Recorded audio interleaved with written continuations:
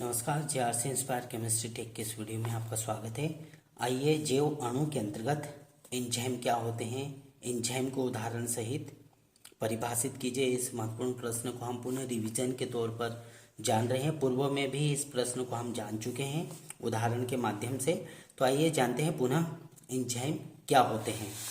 उदाहरण के माध्यम से हम जानेंगे एंजाइम क्या होते हैं। आइए जानते हैं। तो एंजाइम आवश्यक जैविक उत्प्रेरक होते हैं, अर्थात ये जैव उत्प्रेरक होते हैं जो जैव रासायनिक क्रियाओं को उत्प्रेरित करने के लिए आवश्यक होते हैं। अर्थात सभी जीवधारियों के अंदर जैव रासायनिक क्रियाएं जो संपादित होती है, ये जैव रासायनिक क्रियाएं उत्प्रेरक की उपस्थिति में ही होती है।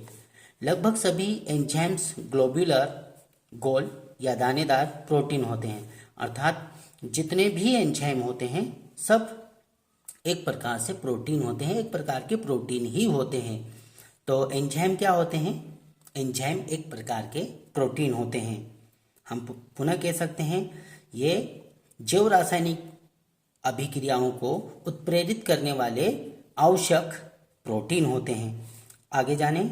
एंजाइम किसी विशेष अभिक्रिया अथवा विशेष क्रियाकारक के लिए विशिष्ट होते हैं। किसी विशेष अभिक्रिया या विशेष क्रियाकारक के लिए विशिष्ट होते हैं। इनका नामकरण सामान्यतः उस यौगिक अथवा यौगिक के वर्ग पर आधारित होता है जिस पर ये कार्य करते हैं। अर्थात इनका नामकरण इस प्रकार से किया जाता है कि ये जिस यौगिक पर कार्य करते हैं इस आधार पर, जैसे प्रोटीन पर कार्य करने वाले एंजाइम का नाम प्रोटियस, लिपिड पर कार्य करने वाले एंजाइम का नाम लाइपेज। इस प्रकार से इनका नामकरण किया जाता है।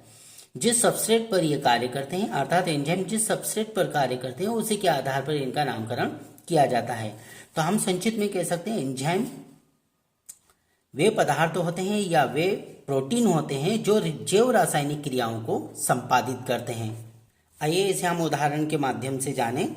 जैसे माल्टोस पर कार्य करने वाले एंजाइम का नाम माल्टेज, तो उस एंजाइम का नाम माल्टेज है। अर्थात यदि माल्टोस पर कार्य करेगा तो नाम माल्टेज।